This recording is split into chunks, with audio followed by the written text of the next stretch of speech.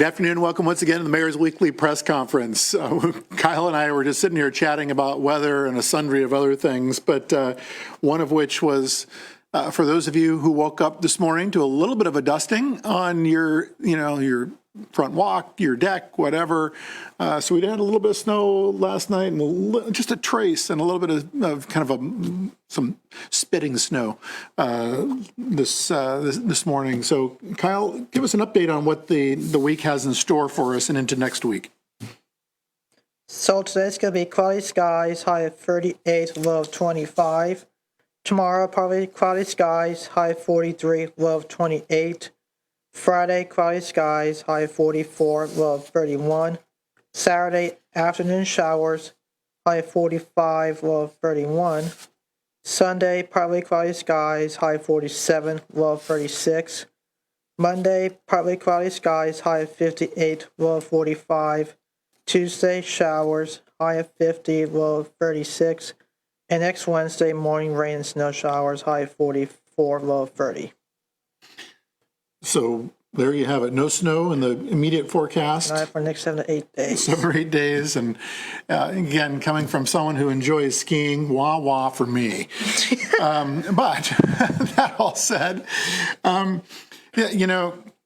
we have a great special guest that's going to be coming to Athens this Friday, and we'll be here for the National Girls and Women in Sports Day here in Athens and for the Breakfast of Champions. And I'll get to more details on that.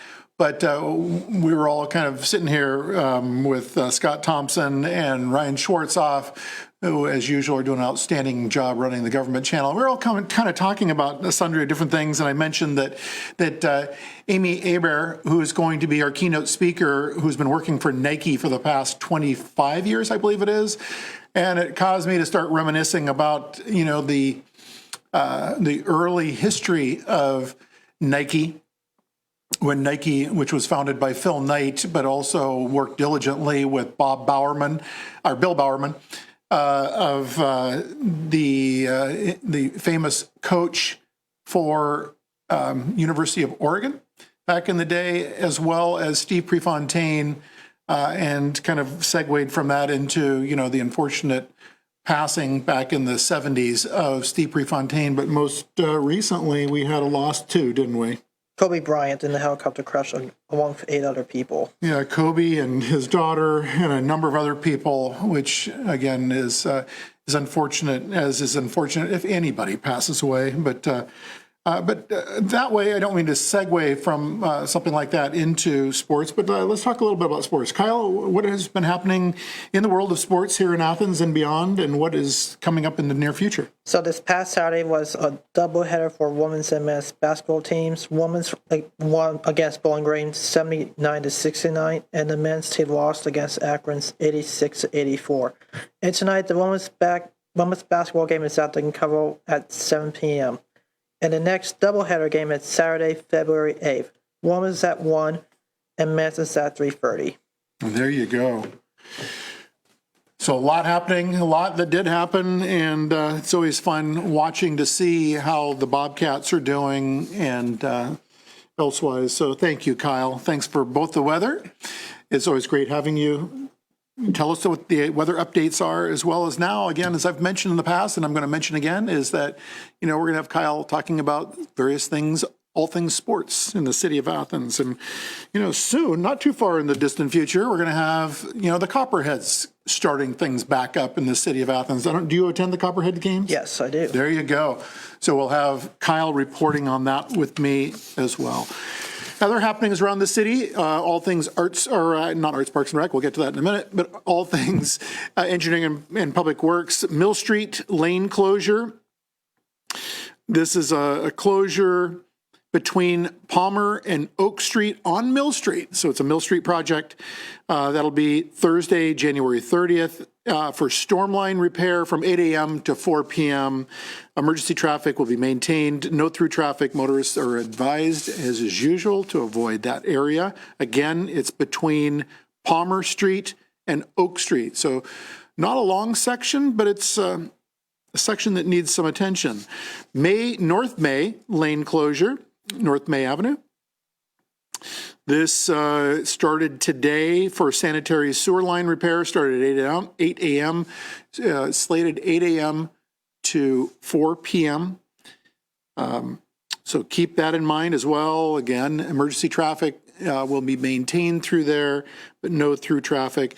The easiest way around that one, if you're heading up Cable Lane, is to use 2-lane and just bypass that if you're heading up Cable to Strouds Run Road.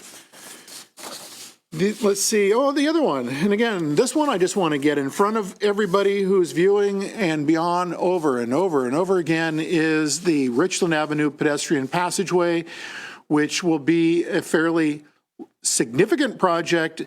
It will also be a fairly long project. If you think of it, typically over the summer months, we try to squeeze and compress as much in as we possibly can. This one, it's just there's so much work to be done on this particular project that we have extended it. It will start, we will be releasing the project March 2nd, which is a Monday, with the hope that it will be completed by September 11th. So what you're looking at right now is the map of the detour. If you are heading north on Richland Avenue after crossing the Hocking River, the detour will be onto South Schaefer, take South Schaefer all the way around past the University Credit Union, on up to the intersection of West Union and Schaefer, and then taking a right onto West Union, head up West Union and onto Court Street. You can also, if you're turning back to get into, head down to Baker Center that way. I believe you can head down Richland Avenue off of West Union, cross the Oxbow Bridge, and enter in that way. But again, there's going to be significant work, so just keep that in mind. This is a great rendering of what this will look like. It's going to be wide, airy, and largely successful in deconflicting Richland Avenue. As you're looking at this, it's going to go subgrade from what is Richland Avenue now, but it'll also elevate the road deck. If you think about it, it's kind of like building a bridge that is going to be crossing over a pedestrian passageway that will connect West Green with Baker Center, Porter Hall, Grover Center, Margaret Walter Hall. It'll really help with deconflicting this area. So just keep that in mind. We've got a multi-month project that'll be taking place, again, releasing the project March 2nd, and we will be continuing on, or the project will continue on through September 11th. So keep that in mind. Another thing that I want to mention to everyone is, again, starting soon, coming at us quickly, is the 2020 census. I can't stress this enough in that we really need to make sure that we get a complete count.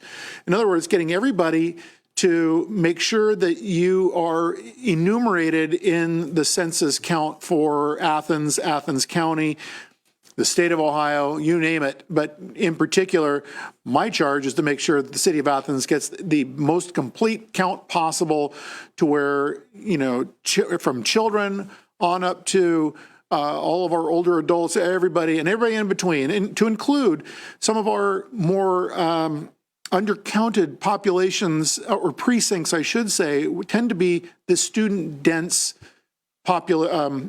precincts within the city of Athens. And so we're really going to be making a big concerted effort and a big push to make sure everyone gets counted. The big change this year is that you can go online through the U.S. Census 2020, and you can be counted online for the first time ever. This has never been done before.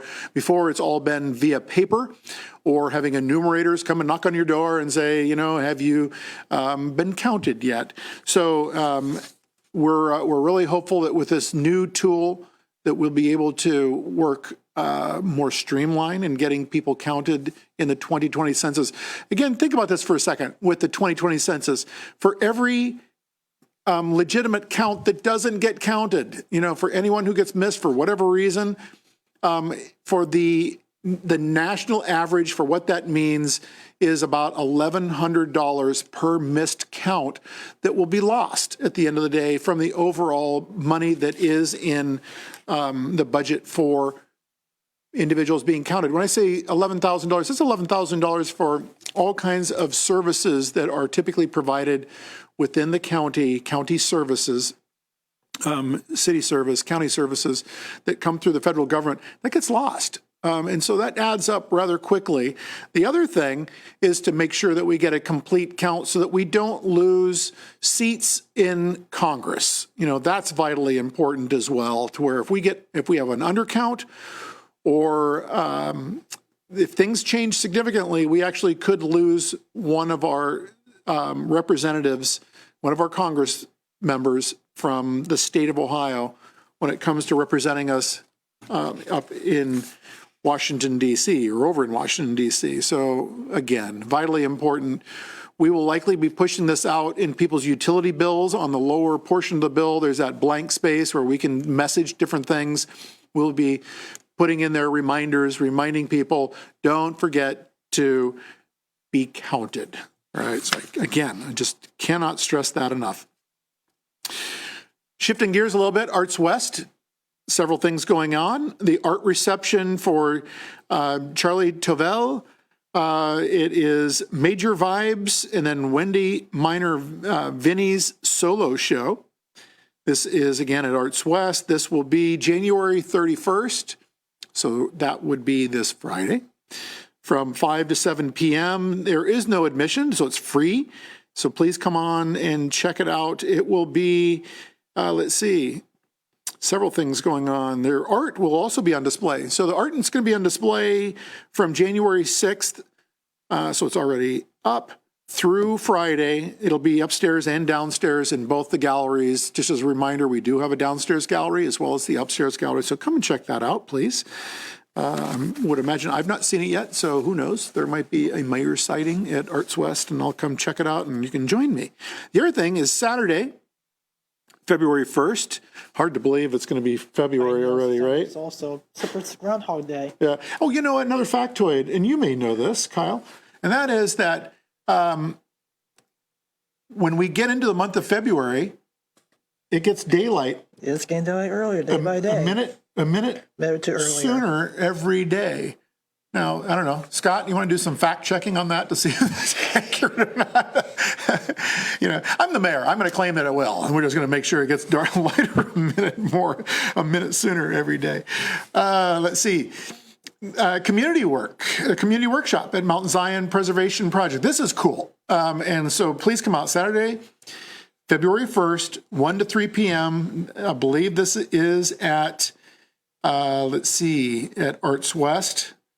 I certainly hope so, but this is the first in a series of the 2020 events supporting the preservation of this historic landmark, and it is a historic landmark. The Mountain Zion Church Preservation Society is working with the Citizens Institute for Rural Design to advance the mission of saving this historic building and planning for the future as a hub in the as a hub for racial equity within the region's cultural, social, and economic landscapes. The goal, toward that goal, the Society is hosting a series of workshops to invite community participation in the planning process. You know, just again, a little factoid about this.